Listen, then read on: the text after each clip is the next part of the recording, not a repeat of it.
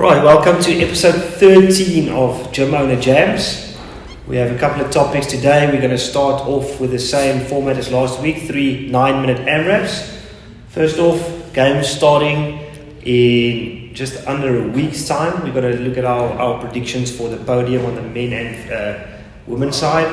Secondly, we'll just look at a couple of fitness apps. That's Mikey's specialty, so he'll probably talk for a full 9 minutes. And then lastly, we're going to look at the definition of fitness, or in Greg Glassman's words, fitness in 100 words, and see how we stack up if we compare ourselves to that definition. Welcome, guys. What's up? How's that? That's good. Yeah. You have an original ATG hoodie on. Very old school. Very old school. Love it. All right. First one starts now. Game starting Wednesday. Excited. Think it's going to be good. So maybe we should kick off. Mikey, you want to kick us off with who you think will be on the podium? Yeah, men's side, I'm going to back my boy Pat Vellner to take it this year. Okay, typical Canadian. Barring he is not such a bad event in the first event, I reckon you can take it home. They use a mountain bike. It's fine, as long as there's no swim, he's fine. But I'm backing Pat to take it this year. I have a feeling it might be his last year at the games as well. Then I'm going to go Justin Medeiros second, Mr. Consistency. You saw him over the sanctionals. He did well in his sanctional, but I think with your big hitters like Roman Krenikov coming in, some Dallin Peppers, that Tuna Magda, I think there's going to be some points upsets in some of those events that he would normally grab some points from guys. And then I'm going to go for the wild card and say Roman Krenikov's got a point to prove first year that he's finally been able to get to the games. So I'm going to go, that's my top 3 on the men's side. Women's side, Tia taking the games, too dominant at the moment. Don't think anything's going to change. Mull O'Brien second, and Daniela Brandon in third. Yeah. Even after the move, I think, back an underdog there. I think she's got the potential to be. Excuse the pun on that. Former underdog, but I think she's got potential to sit on the podium. And you saw last year she was part of the field, but wasn't part of the field, and she still managed to hit that top 10. Still did quite well. So I think being involved with that. She gets into that last heat, she's a competitor. I think she can upset some of the girls. I think, yeah. All right, no surprises, I don't think there. And what is your take?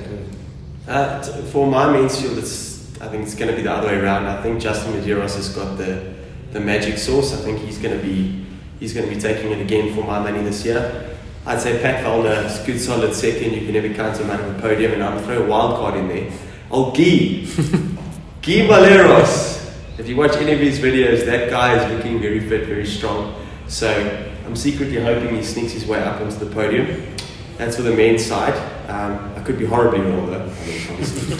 Normally I am. As long as I don't put money on it, I normally get it right. Just don't bet, please. Then for the ladies' side, obviously I don't see anyone beating Tia. I think that she's on a rampage. I also think it might be her final season. I think she's going to make a point, make a statement. But I think those next 2 places are up for grabs, and I'm going to go for 2 young ones. I think that Mull O'Brien's going to take that second place, and I reckon Hayley Adams in the third. I'm feeling that's her time. As long as there's not too much of the heavy lifting, they're straight out, and that first event is, I think, in her wheelhouse as well. But I think also with that, after bombing that strength event in the sanctional, she kind of gave herself some confidence going into the games, going, I can actually come back from an event. I think Hayley Adams will be top 5. I don't see her being in the podium. There's too many events that if you look at her last year, the only reason she was out of the top 5, all her finishes would have put her on the podium if it wasn't for the 2 strength events last year, and that's not changed. She's still in the same position as she will be. She will still be, if you're going to finish 20th in a strength event at a sanctional, you can expect to finish roundabout there at the games, because the standard of girls are a lot higher. So I see her top 5, but I don't see her on the podium again. I would say we should bet money, but that means I'll lose. So every time I put money on it, I lose. But So I respectfully disagree with you. What is your... So my podium is different. I don't see Justin Medeiros on the podium this year at all. I'm calling it now. Carl's always I feel called him off. He's always called. No. From the first year he was at the game. They come in and they have one good year or 2 good years, and then they fall by the wayside. I think Mr. Reliable, I think it's Pat Valner's year to take it this year. I think he will be on the podium. He's shored up a whole bunch of his weaknesses. I would say third, and then I would say Roman Krinikov will probably come in second place in my podium. So my podium would be Pat Valner, Roman Krinikov, and Guy on the guy's side. And then on the female side, I think obviously Tia dominant. No one's going to touch her yet, but Mal O'Brien in third, and then I still think Cara Webb, probably also last year of competition, I do think she will be third. Cara Saunders. See how long you've been doing CrossFit for. Cara Saunders in third, and then I think the exciting race this time is going to be the teams. I don't think that Reykjavik has got enough to beat Mayhem. In fact, I think there'll probably be 2 Mayhem teams on the podium in the games. What is the other European team that's in the mix? Is it Oslo? Oslo. Yeah, I wouldn't count them out. Well, my thought would probably be, and it's probably going to be controversial, but it would be Mayhem Freedom first, and then it would be Oslo in second, and then I think you'll have one of the other Mayhem teams in third. You don't think Reykjavik will be third? Not on the podium. I think there's not enough. They don't have enough time as a team. That they've worked together as a team. They'll individually be very good at certain events, but when it comes to the teamwork events, like the worm work, like the sled work, I don't think they're going to be able to hold it together. We've seen it so many times with super teams that they go there and they just can't touch the teams where they need to be when it comes to stuff like that. I just want to see Con put on that bike and see that video. Right into the tree. Oh, God. Yeah, so that's my call. And your call, any different? Any thoughts? Yeah, I mean, I think Medeiros has it locked up again. I think he looked very good at sanctionals. I'm gonna go with a first podium for the Pancheks. I think Saxon's gonna make it. I think he might finish second. And then I'm going to go with old dark horse comeback kid Ricky Gerard to controversial to get a legitimate bronze medal. I think the game style events suit him better than regionals or sanctionals. But I think there are a couple of people that can. Krinikov is there. I think Valner for me has fell to the wayside. I think. There's too much other stuff going on in his life at the moment. I mean, he wasn't looking very sharp at the sanctionals. Might peak now, but I think his time is done. Girls, Tia, I don't think anyone catches her. If anyone catches her, it's probably Cara. But we also saw at the Torian Pro that there's such a big gap there. Mal O'Brien, I think she should probably be in second place. I do like the Haley one. That's why we should probably be together and never win.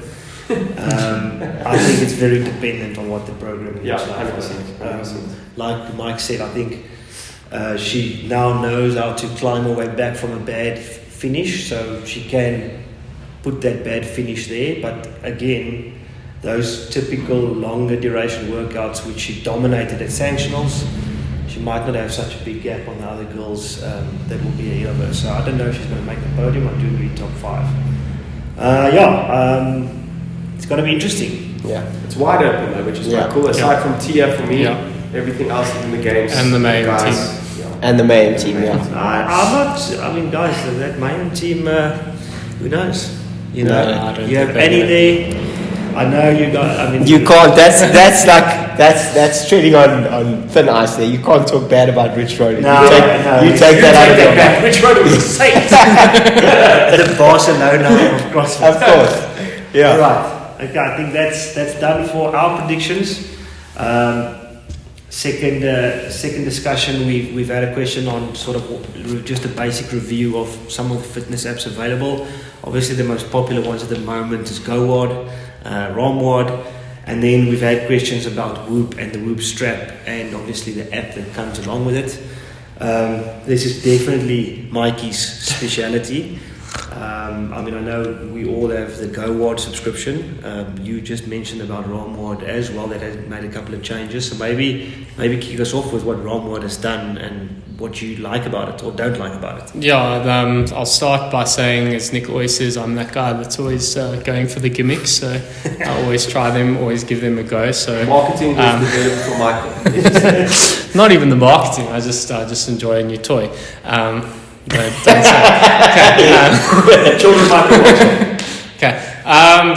ROMWAD. I haven't used ROMWAD in, it must be like 2-3 years now. I moved over to GoWad a while ago.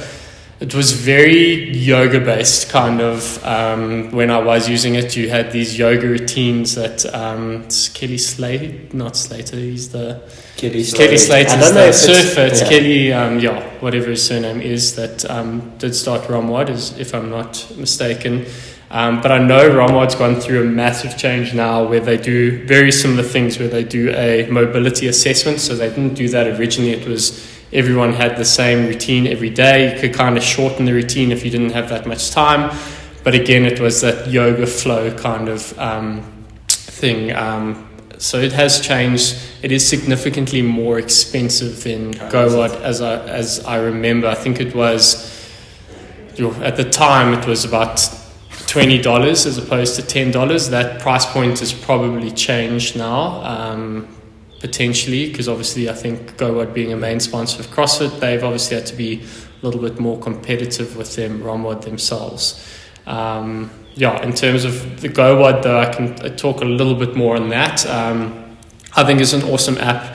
You get a monthly mobility assessment, so they'll take you through the same routine every single month, where they'll test main points, your shoulders, your hip mobility, your posterior chain, ankles, etc., and it kind of spits out a score there for you, and then starts to process your mobility plan going forward for the month. In terms of the moment, I'm not the most mobile person, as you guys know, but for me, my shoulders are an issue, so like all my mobility within the month is orientated towards that. So then they've got a daily routine, which you basically can choose your length. They've got 3 time domains that you can choose from. That's kind of just a daily stretch that you go through. But then the other great thing that they've got there is they've got a pre and a post WOD. So if you've got specific movements that you're doing within your training for the day, again, they've got specific time zones depending on how much time you've got before your workout, which is pretty cool. And the newest addition to that is they've also put the hard work pays off programming on there. So if you're a hard work pays off athlete or affiliated to his programming, he's got a specific mobility program that daily that lines up with his actual programming, which I think is quite a cool addition for anyone that is part of that programming cycle. So just, have you seen progress on your retests and your shoulders? Look, I have seen progress, not necessarily on the retest, but I feel better in movements. I think the app works for me. It's why I've stuck with the app now. I haven't been super consistent I think I've been paying for it for about 3 years now, but since about last year, November, I've been very consistent in terms of that, and I've seen progress since November last year. It has nothing to do with Nick's programming. It's all GoWad. I'll give them the credit. So I think sort of the crux is that mobility is key and necessary. I think it is. Especially if you train 6-7 times a week. Well, pre and post. Post. I think this is where we fall short, is we focus on one or the other. Yeah. And I think these GoWad and these apps give us the opportunity to actually, without having to think too much, be able to do both on a regular basis. And I think if there's advice, and I should take my own advice, but if there's advice that we can give to everybody listening, is that, pre and post is very important. And unfortunately, the older you get, the more important that post workout and post recovery becomes. You feel that stiffness the next day, and you start to get to that point where you can't tell the difference between stiffness and pain, and then you do one of two things. You either stop training regularly or properly because you're too sore, or you start pushing through what could potentially be injuries, and that's not good for you either. So that would be something to think about when you're talking about whether you should or shouldn't get these apps. Yeah, and I think also on top of that, and it's something that I tell Nord members all the time. Unfortunately, the 2 to 5 minutes that we do after a class is not enough. It's something to encourage people to do mobility. That's why Kyle puts it in the programming. It's something so at least people are doing something at the end of the day. But unfortunately, our class can't be 10 minutes of mobility. Otherwise, we would lose members. We wouldn't engage members. So they need to be mobilizing, like you say. I think it's 120 rand a month. It's 110 bucks a month for Go Watch. Which is really not expensive. So there's also that, I don't know if you guys have seen, but also WOD-proof. You record all your workouts for the open and things like that on, and has the cool new features where it counts your reps and all that kind of stuff. They've also launched their mobility thing through Daniel Brandon as well as on their app. I haven't tried it. I don't know if it's any good. Maybe someone check it out and review it. Yeah, maybe someone check it out and see how that goes.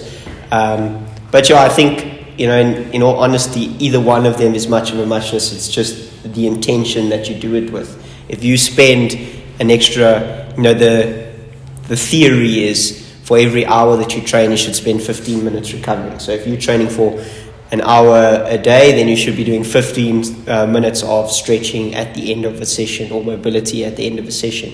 I think there is something to be said of what makes GoWOD a little bit, what set GoWOD apart to start was the fact that a lot of what they do in their pre-workout is very different to their post-workout. You don't tend to hold a lot of stretches. You do a lot of PNF stretching in your muscle activation work, things like that, which is slightly different. And I think that's kind of that new mentality when it comes to flexibility and mobility, of not stretching massively before you do a workout or strength set, simply because it does weaken the muscle. As we all know, stretching tears muscle, so you're going to get a little bit weaker. I would assume there would be possibility for more opportunity for injury because the muscle doesn't have the ability to support itself as it did before the session if it's overstretched. So a lot of that stuff was more just movement prep work and getting you ready for getting into the session, which made GoWOD quite good. But I think probably all the other apps are going to cotton on to that pretty quickly. I think people must just remember, just on a small note on that there's a difference between flexibility training, mobility training, and then priming your body for a workout and recovering on the day. Yeah. So if you're looking to try and get more flexible and more mobile, just in a general sense, you're not going to be doing that just before you work out.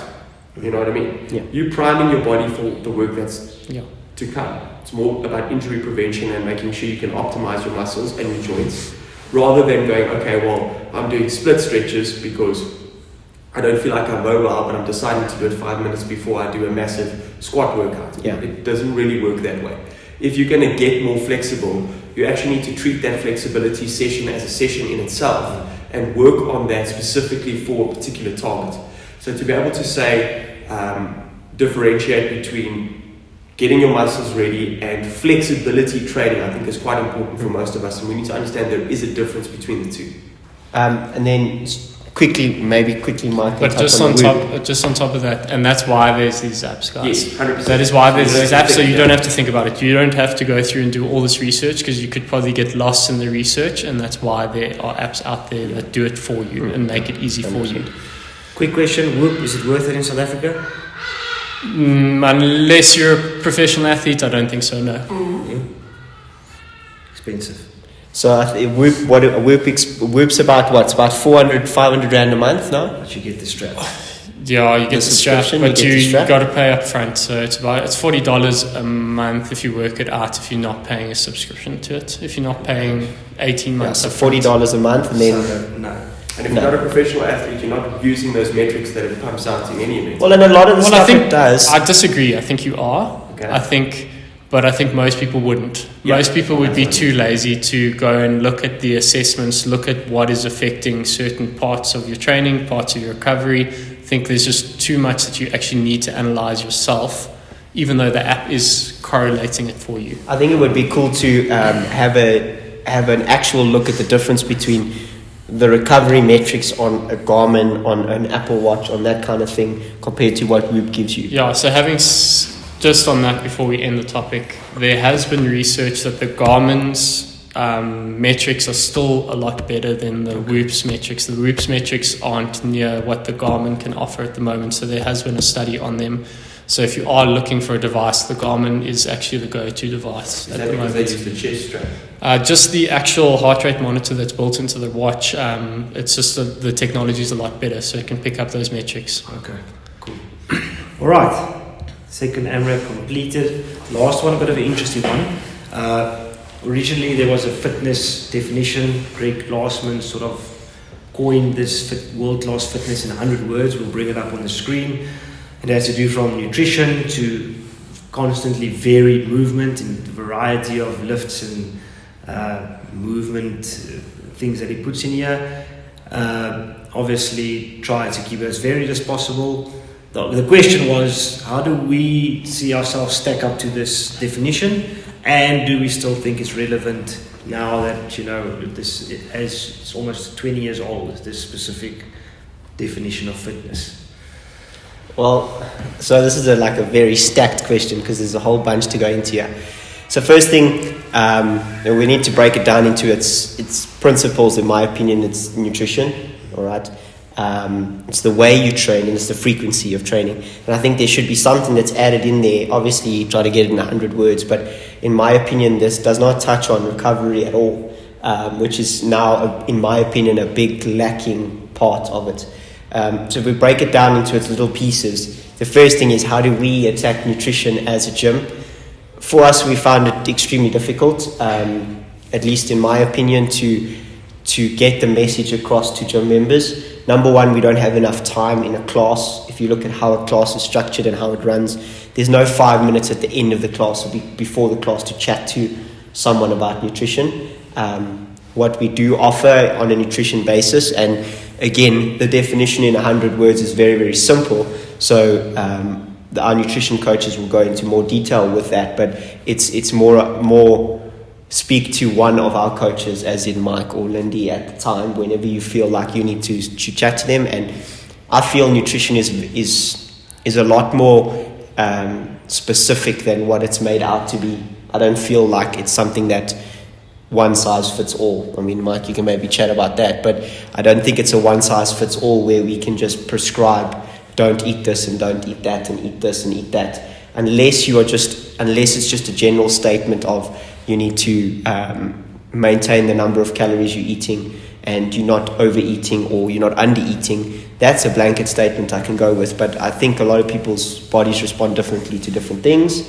And nutrition-wise, it's very difficult for certain people to make progression on a general scope, right? So we can pass that question on to Mike just now about the nutrition. Yeah, just one thing that I'm going to disagree with you on recovery, and I think this is what our members also forget, is nutrition is a recovery fact. Yeah, so I agree with what you're saying. It doesn't touch enough on it in the statement, but just while we're on that thought, nutrition is a factor of recovery. 100%. Yeah. But I think in terms of, we've got to look at the difference with that nutritional setup there. Is a general guideline for someone who hasn't got a clue where to start and is just looking to redirect to be healthier. I think that's really the point of it. Obviously, it's not taking into account performance and it's not taking into account progression. It's taking into account the average Joe that has been spending the last 10 years of their lives at Bry's, drinking a lot of beer, sitting on the couch and eating takeaways when they don't feel like cooking a meal. And it's just guiding people towards, okay, this is a more healthier path. And obviously, if you want to do more research, there's more information out there, to be able to redirect that to specifically suit you. Because let's say it says they're nuts and seeds and you've got a nut allergy, well, I can't follow this. 100%. So, I mean, nutrition I think is as open. I do agree with you that this is a good guideline. I do also agree with you guys that I don't think it's a one-size-fits-all approach. So chat to a coach if you want to sort of have a special plan for you. You can't just follow the Googled nutrition plan. I think the important part here is, are we on the training and the programming side achieving what's set out here. Well, can we take this because you are the guy programming? Yes. So we have to give it from sort of, I think, from a more of a We need to judge non-biased. Yeah, we need to judge him. So obviously, I mean, we all prescribe to the programming in itself. We all work with the programming to some degree. And I really do feel that what we try to do encompasses this kind of idea where, barring a couple of elements that we can't always get to with the general memberships, the bike riding, the swimming, these types of things are difficult to do, obviously, with a massive member setup. But for the most part, all of the other things, I feel like we've been hitting the marker. What is a problem for a lot of people is whether or not they choose to participate in all of these things, and this is where we try to discourage that concept of cherry picking, because whether people like it or not, you need to understand that the way the body works with this methodology is that the more you keep it constantly varied and the more you keep your body guessing, the more change is going to happen through your body. And if you're sticking to the same routine, you become really good at those few elements and modalities that you practice often. And that's interesting because we very often to criticize a 5 to 8 minute workout for being too short. But I mean, as I think for most of us, Fran, and these shorter 3-minute workouts are probably one of the worst things we've done. Give you massive anxiety. Yes. even though 150 wall balls, as simple as it is, takes you 8 minutes, and people feel that it's too short because we have discovery points for 30-minute workouts and whatnot, and we're not even going to get into that. But I agree with you that subconsciously we all like to cherry pick. If I had to program for myself, you guys know very well, I'll come here for a 400-meter run, a couple of burpees and go home. If you program for me, I would never run because I don't need to run. Yeah. And the same thing with us having 2 programs, specifically at Randburg. I can see people migrating to the workout that suits their needs, specifically on a Saturday. It's so funny where you can see everyone migrating when that workout gets put up on stage. But I think to Nick's point, I think from a programming perspective, we certainly hitting the nail on the head when it comes to constantly varied functional fitness. Agreed. I think Carl can elaborate on the exact ins and outs of his programming a little bit more obviously for the sake of hitting the nail with this type of stuff. But something that we can put across to a lot of people is that I think a lot of people confuse long for better. They confuse the fact that the longer your workout is, the more beneficial it's going to be for you. Where they don't understand that the whole progression or the whole idea of this CrossFit mentality is the intensity or how you work out. And that's the thing, is that you're getting the science is solid, showing you how much more effective your anaerobic work is than your aerobic work in a general sense.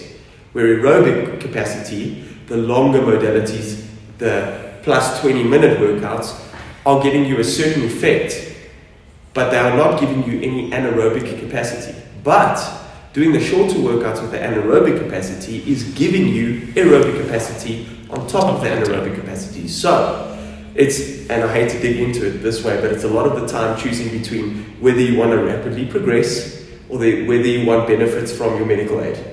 And these are conflicting each other a lot of the time because you need that balance, right? You're not going to get the same results you want to get if 4 times a week you're doing a 30-minute workout at moderate pace. You're going to get a lot more results from doing most of your workouts at your in-between short to mid-range workouts and then having your longer modalities mixed in with it. I agree with you 100%, but I think it's more a mentality shift from the members, and they need to understand and maybe we can actually do a chat with someone that does it frequently, but actually how to gain those points. Yeah. So I started with Vitality 2 months ago, and purely just to see how many points I could pick up and see if it was worthwhile. And it all goes down to how your heart rate is in a workout, right? So, in essence, what members need to understand is that the length of the workout is not important. It's how long your heart rate takes to recover and how long you can keep your heart rate over that 130 mark. Now, if you go back and you look at a high-intensity workout, if you have got your heart rate over 140, 150 for a 10-minute workout or 15-minute workout, it takes an extremely long time for your heart rate to drop down below 130. It also works it out on an average heart rate pace, right? So your average heart rate throughout the whole workout is generally how they give you your points. And I think this is where the misunderstanding comes, is that people think, okay, well, if my heart rate goes to 150, that's okay. But when it drops down to 120, now I'm in trouble. Now I need to get it back up over 130. But if you average it out and your heart rate was average over 130, you're still going to get those points. You're still going to get that workout. You're still going to get the same idea from your discovery point. So I think that is something that needs to change in people's mindset, is the average heart rate is more important than what your heart rate is sitting. Because I see a lot of members will go after a workout and go and sit on a bike for 10 minutes because their heart rate dropped to 120, but they don't go back and look, okay, but your heart rate was sitting at a 150 for 5 minutes out of the 10-minute workout, which means your average heart rate is going to be a lot higher than what it would be if you were doing a long duration workout. Because intensity, at the end of the day, is what breeds results. We know that. If you are it's okay to do a 30-minute run and a 40-minute run, but it has to be done at a target pace.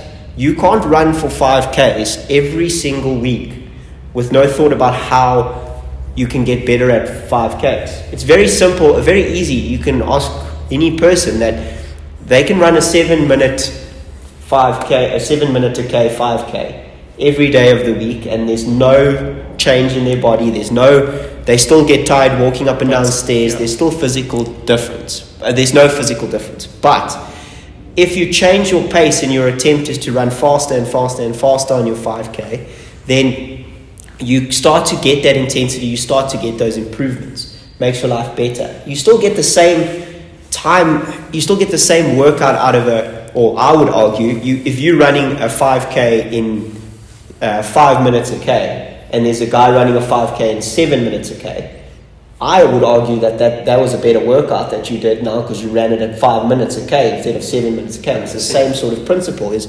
you can't keep your intensity for a 30 to 35, 40-minute workout where it needs to be for you to sustain some sort of change in the body. And then it also comes down to movements, volume of movement. You cannot keep beating your body up with this volume of hundreds of reps.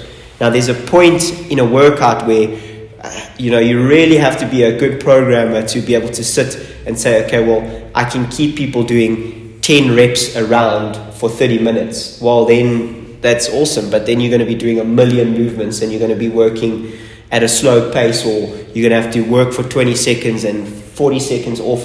There really needs to be a lot of thought into that to make sure that you don't overdo the volume. And I think that is also a big issue that you run into with these longer duration workouts, is the actual volume that it places on your body. And that's why high intensity workouts have become so popular, is because you can get the same results from 20 minutes, 30 minutes full out workout. Then I'm talking now your warm up, your skill, your actual workout time, 30 minutes of actual workout time, than doing a workout that takes you 35 minutes to complete at a heart rate of 120 beats per minute. Just building on top of what you're saying, there's other factors. So we kind of having a go at discovery for their system. But I think you've also got to think about, and I disagree with it. I agree with you. I disagree with the thought pattern, but people are looking at calories burnt. So they're looking at the 30-minute workout, in essence, is going to give me 500 calories as opposed to my 200 calories. It's a crap metric for fitness, but it's a metric people use. And I think we're underestimating people like to be in a comfort zone. So like you're saying, Fran gives you massive anxiety. Most people don't want to, and that's the problem. People need to change their mindsets and go, I need to actually be worried about this before, because I know the intensity I need to put into it. But that little bit of anxiety, sorry to interrupt you there, but that adds to that heart rate increase you're looking for. That adds to everything, all of those chemicals running through your body and things happening like they're supposed to. It adds to you upping your intensity. 100%. But that's the interesting thing about programming, and I don't want your job because I want to stay in my comfort zone. I come here to not be in the comfort zone, but I'll still give you my 2 cents to put you back in my comfort zone. 100%. So it is interesting. I think the programming is not the issue, but I do think the fact that we have 2 programs allows certain members to cherry pick. But you can see certain people are progressing much quicker than others because they fully sort of envelop themselves in this thing. The last question or the last sentence is, regularly play new sports. Now, again, like Nick said, I mean, we can't necessarily do that. We might be able to encourage that, and I think running is probably a sport that could be encouraged, or other things, but at the end of the day, I think that's up to the member. And I think we've always said that this is the best form of fitness to utilize in doing something else, whether that's six-a-side soccer or touch rugby or a triathlon. We've done triathlons, jiu-jitsu, but we've done triathlon with basically no triathlon training, and I don't think we did too badly. I mean, we didn't win. But I mean, but again, are you there to win? And then you need to specialize. But if you're there to do these things and play it on the side, I think CrossFit and this varied functional movements prepares you for pretty much any sport as a baseline fitness. 100%. I think we do our best to get what we can, and we swim in the summer. We're running a lot, and so we do our best to what we can offer. As a sport to some degree, we do. I just think, and maybe the other thing we can touch on there is just the frequency of training. I agree with the 5. I'm not so certain about the 6 to 7 times a week. In my opinion, it's just the general population. In my opinion, 5 times a week is more than enough to get the results you need. I think what's kind of been lost in CrossFit in general, and we are guilty of this, is getting members to come more than 2 days in a row or 3 days in a row to a training session. I believe that after 3 days of training, if you have trained at the right intensity, your body shouldn't allow you to do that 4th day. You shouldn't be able to do that 4th day. You should be not beaten down is the wrong word, but your body should need a recovery day. And I think a lot of people overlook that recovery, especially on a Sunday, especially on a Thursday or a Wednesday in the middle of the week where your body's gone through that stress. You need to take that rest day. And if you can, try and train 3 times a week and then have the middle of the week off, and then train twice a week or 3 times a week after that and still have Sunday off. I think that's the key to most people's success. But the other problem that we have in that respect is that, and it also goes down to wanting to socialize versus actually getting the results you want out of the training, where people are doing 2 a days and doubling up. And the more you read about this and the more research you do, you start to realize that only really very competitive, high levels games athletes should be doing 2 a days. Most people that are doing 2 a days are not doing it correctly. You shouldn't be doing a workout in the morning and a workout in the evening. All right. So this is really becomes problematic because you're hitting that marker in the first 2 days in the week. Then you should be resting already for 2 days leading up after that. Your body can't handle this constant intensity, and this is why we're getting to a point where a lot of people are having sore shoulders, sore knee, sore hip. But it's because these overuse injuries are happening, and they're saying, but I only did 30 squats in the class. Yes, but you did another class in the evening, which had another 30 squats in, and then tomorrow you're doing lunges and you're loading similar muscle groups. This is why we're getting these overuse injuries. If you want to be in the environment, rather spend that next hour coming to socialize with your friends at the gym. Come and hang out before, come hang out afterwards. Do mobility, work some skill. This is where it becomes a little bit different, where don't confuse results with the fact working hard and working smart are not necessarily the same thing. And we need to be careful that a lot of our members are guilty of this, is enjoying the environment so much, but creating massive problems for themselves in the long run because they are training just too much. And like Kyle said, if you've really given your all in your intensity workout in the morning, you shouldn't have gas to have another workout in the evening. If you've really done what you set out to do in your workout, there shouldn't be much room. You should be looking for your bed by the time you get home from work. But I also think to talk to the more competitive members, games athletes don't do 2-3 workouts a week all year round. They might be doing 2 or 3 sessions a day. One of those sessions is a recovery session, most likely. They'll split it up into a weightlifting session, and they'll probably do 1 workout in the day. Yes, closer to the games, they're probably doing 2 or 3 workouts, but also our members need to understand that it's also been a linear progression for them to get to where they are. They've got a training background of 5, 6, 7 years. They haven't jumped into CrossFit 2 years and now they're doing 3 or 4 workouts a day kind of thing, you know, otherwise they'd also just be getting injured and hurt. So I think that's also important to understand what YouTube is telling you and what their actual reality is and their training day looks like. I think people misunderstand and think we train that way. Yeah. But the truth of the matter is we train during lunchtime most days for an hour and a half, and that extra half an hour is just us faffing around, getting weights, having the time to be able to sit and do things. But our workouts are set out the same. Our trainings are set out the same, where we do a warm-up, not always as comprehensive as it should be. Then we have a skills-based set, and then we have a workout. That's how we train. We don't do 2 a days, 3 a days, 5 a days. You know, when we're getting closer to competitions, we might do a Super Saturday setup where we do a bigger workout that's split into different segments to try and prepare you more mentally and physically for a competition. But that's, again, very much seasonal. It's something that we do in moderation. All right, we're going to leave that 9-minute AMRAP there by the 20-minute mark. Interesting topic. Thanks for putting that through. If you guys have any comments, please write them down. If you have topics we can discuss next month, that'll be great. Going to finish it off with a dad joke from old Nicholas. Like and subscribe, and enjoy the month of August. So I have a heart of a lion in a jar on my desk at work. I'm not allowed at the zoo anymore.